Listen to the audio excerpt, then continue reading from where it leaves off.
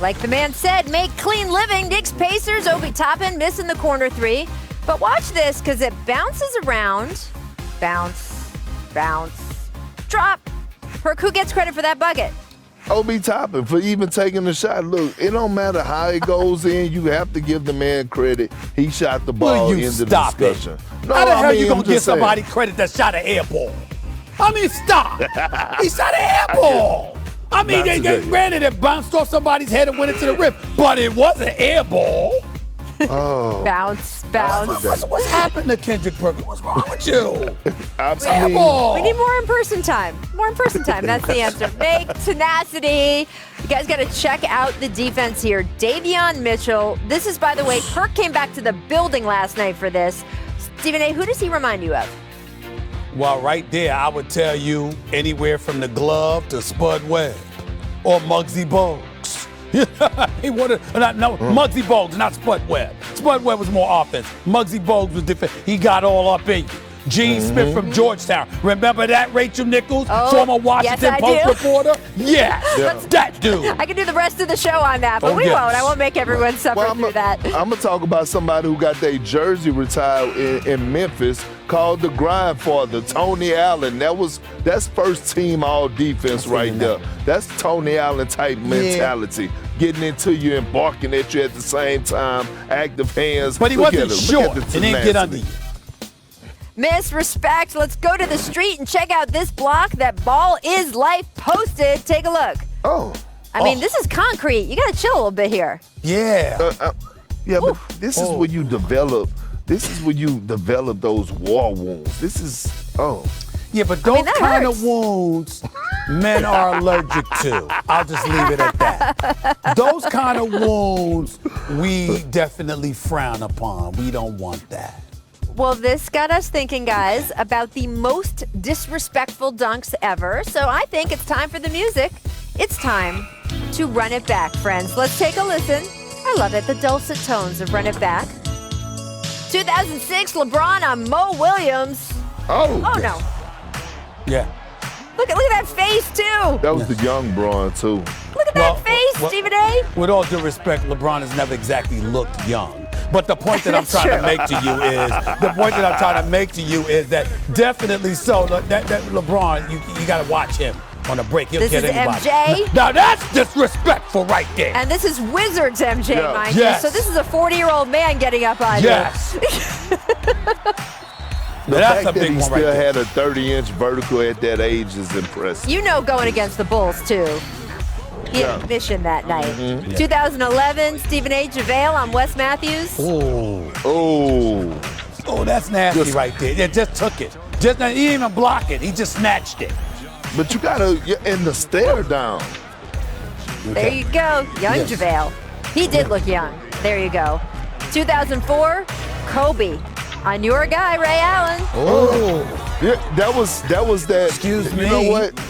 It was excuse me, but that block was.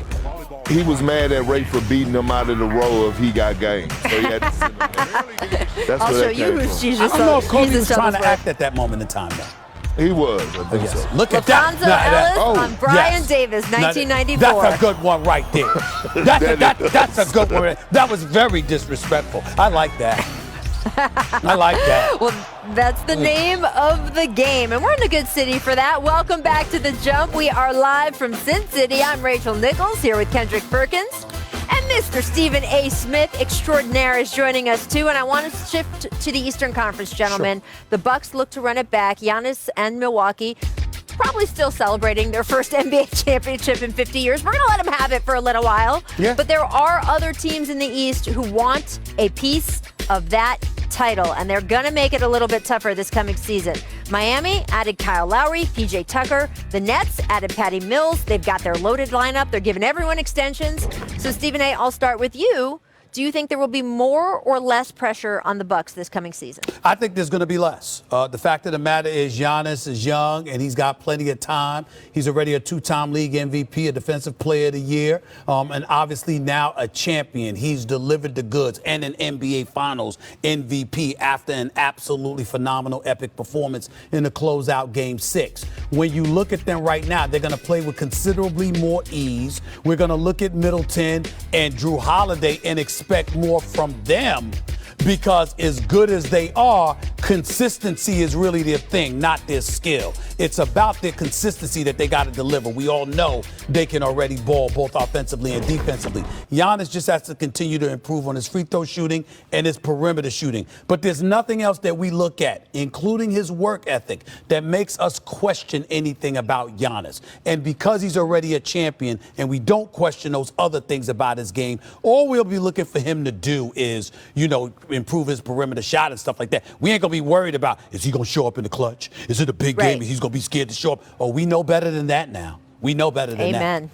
Yeah, we do know better than that, but I think it's it's more pressure for the simple fact that you have your big three intact. You spent $200+ million on Giannis. You locked in Drew Holiday. Chris Middleton is locked in, and they're considered a big three now. And now people around the world want to make sure that this wasn't a one-hit wonder or a fluke. And I'm not saying that they have to go back and win a championship, but at the very minimum, they have to get back to the Eastern Conference Finals, okay? And be knocked.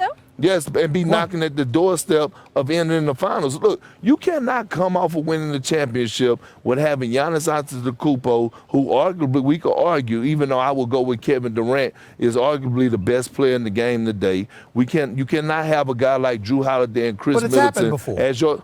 The Lakers didn't make the finals this year. The Heat didn't make the finals this year. It's happened before. It happens. Yeah, but I'm saying, but it's pressure on them to at least bounce back, especially due of the road that they had due to injuries. See, I got to agree with Stephen A. I think it will be harder this year, but less pressure, right? Because, again, Giannis has proven he can do it. The Bucks, they're not sitting with 50 years on their shoulders. And the way Giannis came through, to your point, Stephen, the way in the clutch he got it done, that's 17 of 19 from the free throw line in that closing game of the NBA Finals. Told me everything I needed to know about the way this guy handles challenges. He had arenas full of people making fun of him, right? Counting him down. And he looked them in the eye and said, no problem, I'm going to show you. And he did. Well, Rachel, let me be very clear, because there's a clear distinction between how you feel and how I feel in this regard. Yes. Okay. Yes, there's some pressure, and I totally agree with you more so than Kendrick Perkins on this. But let me also be very, very clear. The Milwaukee Bucks ain't repeating. I'll stay that right now. I don't believe they repeat. You talk about it's going to be tough on them. I don't think they win it. You don't even think that's a discussion. I'm thinking Brooklyn. That's how I'm looking at it right there. That's how I feel about it. And the only pressure, KP, that I'll say is this with Giannis. Where we're going to be looking at him, Rachel and KP, is who he's going against. Like, against a team or whatever is different. But when you go up against KD, we're going to be like, what you got? If you go up against LeBron, we're going to be like, what you got? That kind of thing. That's all. And here's the thing, and I'm not taking anything away from what they did this year as far as winning the championship, because a lot of teams had a lot of luck. But all I'm saying is that if they get to that moment again where they have a healthy Milwaukee Bucks team going against a healthy Brooklyn Nets team, people are going to want to see this. People are going to want to see that same energy and see if they can overcome that. Because you know how it is sometimes. Some people be like, oh, that was fluke. They might not win it again. I just want them to, go out there and handle their business. We got our popcorn ready. This NBA season is going to be so fun. Epic. And Stephen A., it's right around the corner, by the way. Epic. So we'll give you a break right now. Thank you so much for joining us, but we will see you down the road for what will be an incredible season to come.